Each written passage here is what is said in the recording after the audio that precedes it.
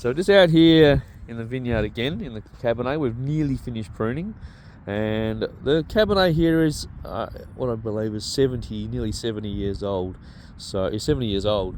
So it's not perfect. There are some spur spacings and spur positions that we would like to change, but I'll show you in a sec, because we actually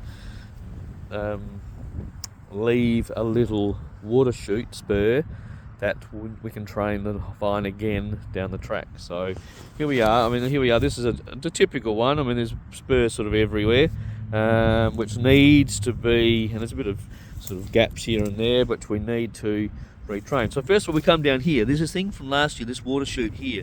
So we'll prune this back to, oh gosh, there's a bit of weed, there's a bit of grass in the way.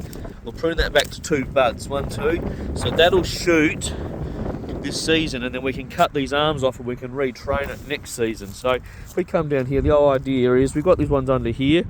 We might leave that because that'll be a good position for next year. They're getting a bit long, so we've pruned. This is last year's wood that we just cut off, but that was the year before, so we're actually getting a bit long. So again here, we've actually got something from last year, so we can cut that back.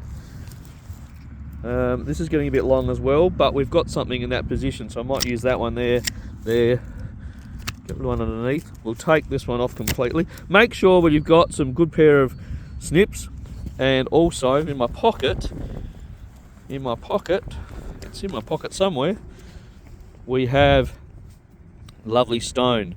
Always got to make sure your blades are as sharp as they can be, because it'll just hurt your hand. And there are electric snips as well, which obviously help you prune through the day, but I like pruning with the manual ones because the blades are a bit smaller, you can get in and a bit more manipulation, but obviously the larger ones, the electric snips, have larger blades, but they are definitely easier on the hands for the day. But always, if you do electric ones, have a pair of the manual ones in your pocket as well. So I'm just going to go through and try and keep the healthy ones. Sometimes you have a couple here, like this one here, for example, is middle of nowhere. So unfortunately, I just want to tidy it up. We need to just sort of get it back into the zone, closer to the vine. And like here we go, we'll probably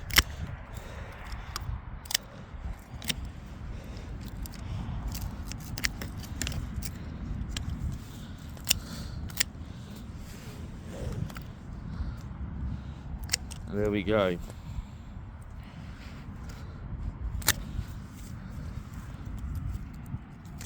So what we saw before, it's not perfect, but yeah, so the plan is we'll get this one here and it'll shoot up, and we will then retrain that the next year.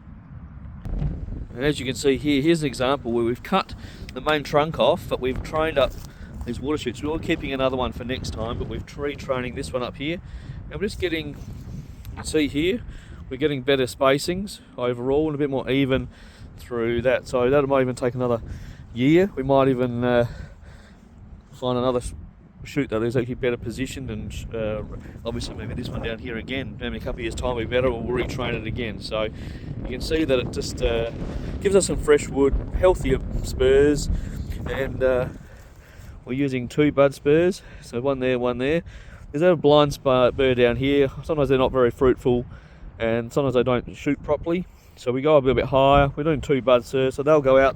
We might get 1 or 2 bunches per shoot, and then we'll see how we go. But pruning is anyone can do it, but I think pruning well is definitely an art. So sometimes you get some good pruners and you stick with them, and they do a good job on a yearly basis. So thanks for listening. Speak to you soon. Cheers.